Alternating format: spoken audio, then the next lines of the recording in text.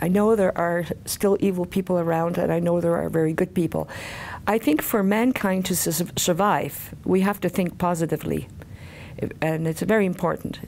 I think as one gets older, one can get more negative. I've seen it on other people, but it's very important to believe in the goodness of mankind. We have that innate quality to be good and to help other people. My name is Elly Bollegraaf, and I was born on September the 19th, 1940. My birth certificate reads Elly Dwinger.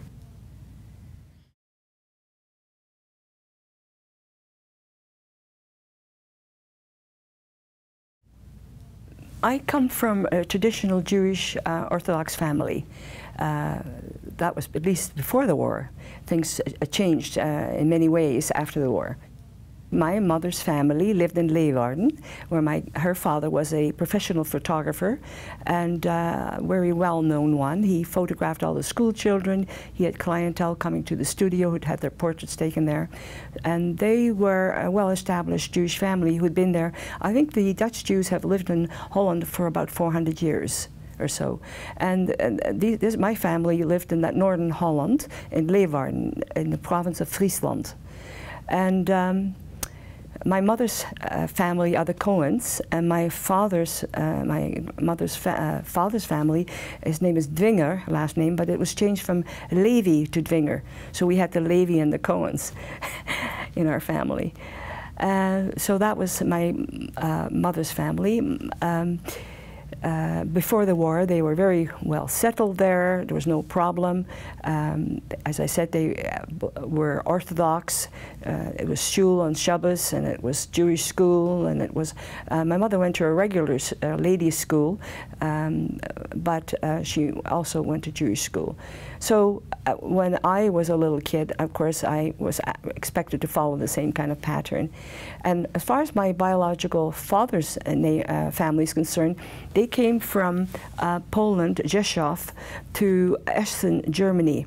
And there they established they had two shops. There was a furniture store, and there was a photo refinishing shop where people went and had brought portraits, old family portraits that needed to be touched up because they were damaged. So, and they were well established, but my biological father died early, and so the mother brought up the three sons, one of who was my biological father, Nathan Gruner. I never knew my biological father, and it wasn't really spoken about. And the reason was that he had come to Holland in 1937 to escape what was happening in Germany, because there was oppression from 1933 onwards toward Jews. And he tried to get himself established in Holland. It was awkward because so many others were doing the same thing. And but he met our family, and somehow and my mother, and they eventually took a liking to each other. And out of this particular relationship, in 1940, September the 19th, I was born. But the family didn't really want my biological father in the family because he was 11 years older, and that wasn't very good. You know, a man always should be no more than 3 years older than the wife.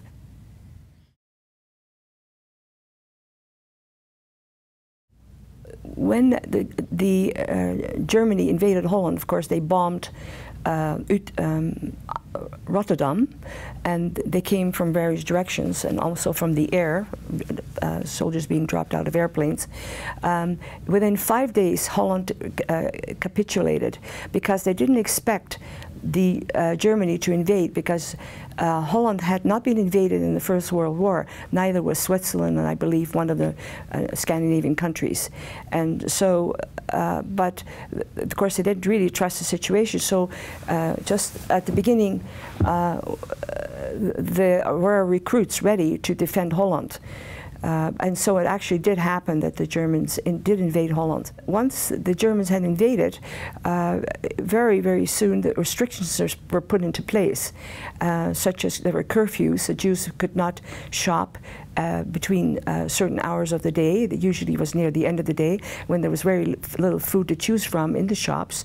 And of course there were all these specialty shops. There was the vegetable dealer and with the fruit, and there was the butter and cheese person, and you had to hop from shop to shop. And at the end of the day, the fresh fruit and vegetables were largely picked over. And so it was rather awkward. And eventually, of course, there were other curfews. So you could not be on the street. You had to move over, walk on the side if a German came down the street.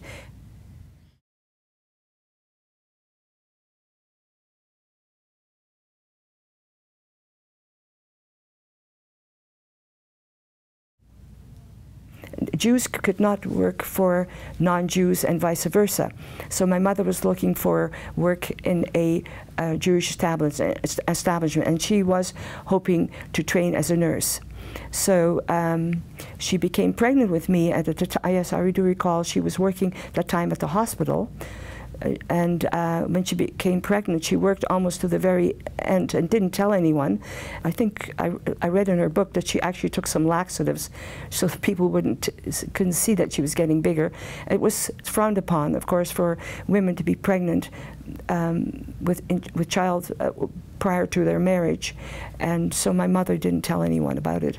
So she apparently rushed to the hospital to deliver me. I think it was delivered within hours of her leaving the hospital, and so that's how I was born. I was born September the 19th, 1940, but of course after I was born she told the family, and no one seemed to have suspected or talked about it. But once I was born, I was very well accepted and doted on and loved like all other children. When I was born, it was very awkward because my mother had to continue to work. So she stayed home with me for 6 months and then went back to work. And she gave me up, actually it was less than 6 months, it was just a couple of months if I remember correctly. And then she gave me to my auntie. My auntie, Tante Johanna, her husband had been injured at the onset of the war. He was one of those recruits that went to defend Holland. And he, as a result, half his leg had to be amputated, and so he was hospitalized. And my aunt was moved out of her house. She was allowed to live in an apartment on the second floor of this big house. And this is, she had 2 sons, 2 little boys, Joop and Karel, and this is where my mother was able to bring me while my mother was working. And so whether she was working in the hospital, which hospital, it depended where she was living. Sometimes she lived within the hospital compound. And so this is how we managed to live for a little while. I lived with my auntie Tante Johanna for 2 years, and the boys were being homeschooled because Jewish children could not go to school anymore. So my aunt would get books and she would help the boys. Of course I didn't, after the war they had lost 5 years, they had to sort of start all over again, but at least she had tried to keep them occupied with some of the schooling. And in the meantime I was living with her, and my mother would come and go to come and visit me wherever she was working. She would take him out to come and visit me. All Jews had to wear a star to identify themselves, and they had to wear this star on the front. And first of all, they had to purchase the star in a store. They had to pay for something they didn't want to wear. Then they had to, it came on a big, bold yard goods, and they had to cut that out and then fold it under and then sew it onto their clothes. And this had to be an all outer clothing. So this was for all adults. As from the younger age group, it started at age 6, where the children had to wear the star. It had to be very neatly done, otherwise if a German saw you wearing something that was not hanging attached properly, you would get reprimanded. And so the housewife had a lot of work to do because she had to sew those things on all the outer clothing of all the members of the family.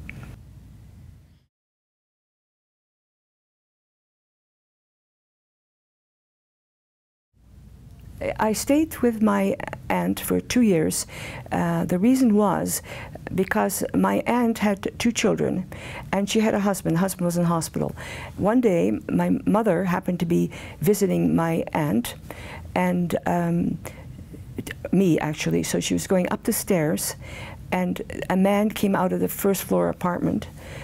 And this man happened to be a clergyman, and he had come to see the lady on the first floor because her husband was ill. And he said to this lady, "Who is this lady that's going up the stairs?" And she said, "Oh, that's a Jewish lady who's coming to see her little girl." He said, "A Jewish woman? What is she doing here? She should be in hiding." Well, of course, that was a very interesting comment, but we didn't know anyone who could hide us. We didn't have, in those days, people weren't skilled to do things that they were not familiar with. And hiding was something that seemed not normal. And anyway, we wouldn't have known who would hide us. And it was a very risky thing to hide a Jewish person because it was against the law. So, now, in the meantime, so what happened was this man happened to be a clergyman, and happened to be a Catholic. Now, there were also Protestants who did this. In this case, it was a Catholic priest, and he went to his church, and he knew a member in his congregation, Mr. Jan Canis, who hid Jewish people. And Jan Canis was a very, very prominent person in Amersfoort, where we lived, because he was head of the Telegraph Communication Network. It was a very prestigious job. He was a director there, and he had 5 children and a wife. And yet, he risked his life, and this was somewhat unusual because it was generally the 20 to 25-year-olds that dared do risque work. And so this man, Jan Canis, came to into the picture, and he said to my aunt, "I'm willing to place you into hiding, if, you know, but you have 2 boys. She explained, "I have 2 boys. I have my little niece here." And he said, "Well, I can't place you all in the same house, and certainly not that little girl, because children can keep secrets, and we always place children by themselves." Okay, well, that had to be done. And she agreed, but she said, "I'm not separating myself from my 2 boys, nor my husband, who is in the hospital." He said, "In that case, we're going to have to wait until you get your summons, because I'm not yet ready to help you in that way, because that is very, very difficult for me to place 4 members of a family together. I need to find a household that can actually accept that many people at once. And also the location, because your husband happens to be injured." So when this conversation took place, it took place quite a while before the actual, when we left. My aunt, when she got her summons in the mail, that she was to appear with the instructions to what she was to take with her and how it was going to go, that she was to go to the train station and take her to, would be taken to Westerbork. She went along with all of this. And so this actually then was, when she did get her summons, the whole thing went into motion. She let Mr. Jan Canis know that when it was going to happen, and he told her that she should pack a suitcase for each member of the family, place it outside, down on the ground floor at the back of the house, and in the meantime, that evening, they would come and pick her up, and her husband would be taken out of the hospital, and her 2 sons would be taken. I that evening was taken by Mr. Hagenau to Utrecht, to his house. He was affiliated with Mr. Jan Canis doing underground work. He owned a car dealership, and he was actually under suspicion by the Nazis. They were wondering about his comings and goings. So he didn't keep me very long, I think a couple of weeks, until he found a place for me. And I was moved 3 or 4 times, and subsequently I was taken to Mechelen in South Limburg. But in the meantime, that evening, when my aunt and uncle and 2 cousins were supposed to be taken away, that vehicle didn't show up. And they stayed up all night and looked through the crack of the curtain when it was going to happen. And they knew the signal, what they were to do. And it didn't happen until the following morning. In the meantime, they sent her 2 little boys to bed. And then the boys got up early, and they all waited. And sure enough, finally, a car came, and the door was opened, and the signal was given by the man in the car, some hand signal. They arranged. The two little boys walked out of the house and then to the right down the street, and they had to wait until the kids got to the end of the block. And then they came out, and my uncle was in crutches, and they got into the car. The car sped off, picked up the two boys, and the boys got in, and that's how they got away to their first place of hiding with a man and his two daughters who happened to be vegetarians, and my uncle kept kosher, so that's where they started off. My aunt and uncle and their two sons survived the war. It was they had a very difficult time because my uncle, being an invalid, was requested to the whole family to sleep in a hole in the ground on the farmland, because the searches were done by the Nazis often at night, and people became suspicious because sometimes there would be clothing on the line which you didn't expect, children's clothing in a household where there were no children, a skirt of where there was no woman living, and that kind of thing. And so there were a number of searches, and indeed they had to run at night through the fields, my uncle in crutches, and get down in ditches which were often filled with water, and this is how they would spend a day and a night sometimes, until this farmer would come and say the coast is clear, you can come back.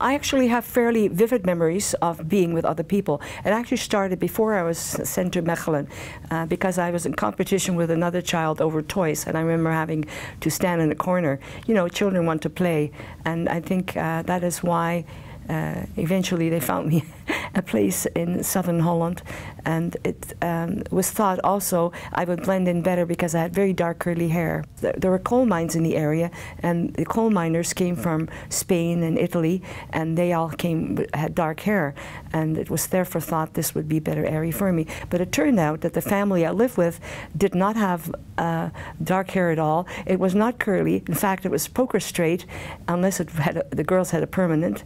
And this was I mean, I was a total mismatch, and it caused a great deal of concern for the family.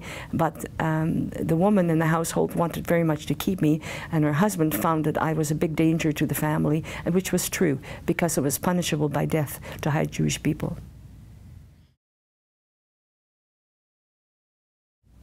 I certainly learned fear, and it was instilled in me. I don't think children are naturally afraid.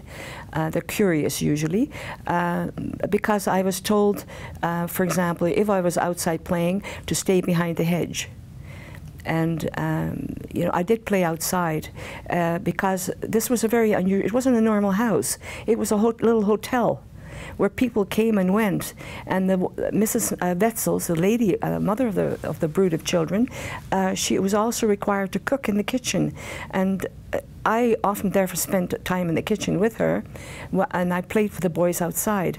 It was very difficult to confine a child, to confine one. And I remember when the boys went to get sugar cubes from the Germans that sat in the valley against the barn. I remember that clearly. I was told not to come out of from the hedge. I could peer through. And then when they reappeared, they would share the sugar cubes with me. I definitely learned fear. I do not remember the why. I do remember that I wet my bed for 11 years after the war. I was a very insecure child. Moving around, I moved around a lot, but you can instill fear in a child. You know, you can talk about boogeymen, and you know, there's something under the bed, or a spider's going to get you. I do recall after the war having a problem being chased by people. My stepfather wanted to play with me. For example, he would run around the table and I would faint. I could not have anyone running after me. So yes, I learned fear. It's not that anyone injured me physically. I learned fear.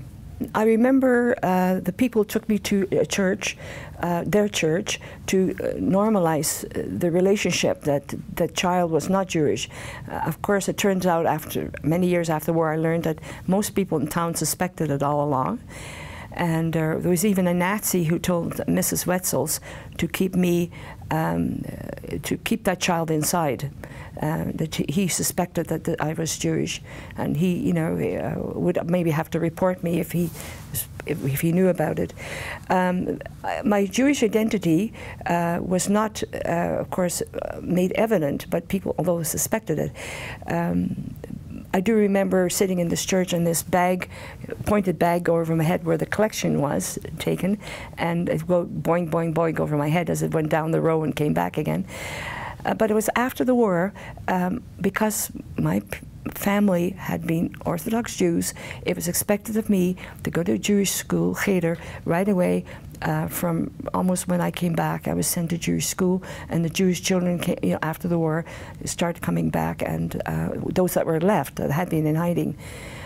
So I started Jewish school right away when I was 5 or 6 years old.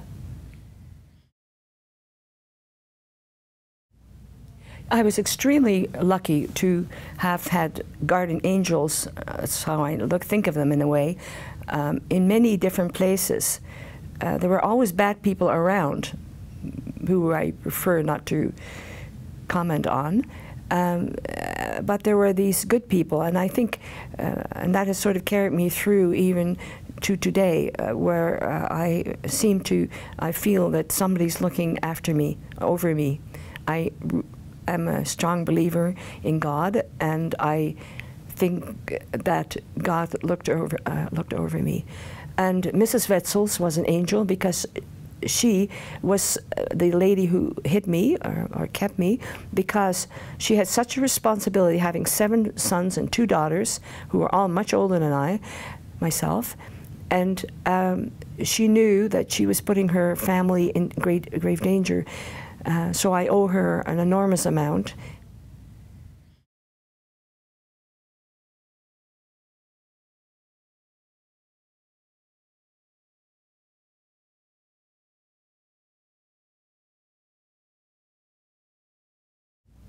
It was in 1947 that my mother got a letter from Mrs. Wetzels that she really would like to see Elly again. So my mother put me on a train by myself. And this is what people did in those days. They were very trusting. So I made that voyage by myself. It was about a 3-hour train trip from where we were living down to all the way to Mechelen, and stayed there with them for 2 days. And I do not remember that visit, actually, but I know it happened in 1947. We came to Canada in 1951, and because the war had been such a disturbance to our family in so many ways, financially and the loss of family, we had to concentrate, my parents, on making a living, and me going to school and fitting in. And so also I didn't want to think about my past. My past was a scary place, and I didn't want to go back to it, in spite of the fact there had been a very nice lady who'd taken care of me, but somehow I didn't want to think about it. And one day I got a phone call in Ottawa from a man with a very raspy voice, Harry Wetzels, the eldest son. and it was, I think, in 1989 or so, and he said, "Elly, this is Harry Wessels. My mother wants to see you." She's 95, whatever age she was in her 90s. And unfortunately, I waited 2 years, but I did do it. And my husband and I went to see her, and I was so grateful because all my bad memories fell away.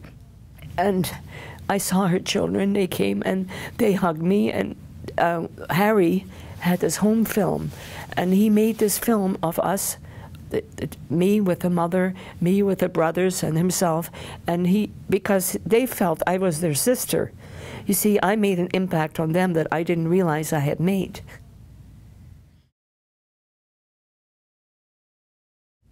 The people that are going to be studying this or have studied what happened, they don't have a direct emotional connection, generally speaking, except, of course, suppose Jewish people. But it's very important for people to understand, to learn about what happened to ordinary people who have committed no crimes of any sort, who look physically just like everyone else. Therefore, why isolate them and label them or think evil of them? It is just preposterous that people can do these things to each other. And I find it extremely important that children are aware. I think 75% of the kids, at least, that I speak to at school come from war-torn countries, and we have to be sensitive to people that are different from ourselves. And we have to understand that they came with baggage, and they will have to be integrated. And the fact they have dark hair or wear a head covering doesn't make them evil. It is a mode of dress. And people should understand that they shouldn't be looking at the exterior package, but rather decide whether someone has a good personality. And that is what's important.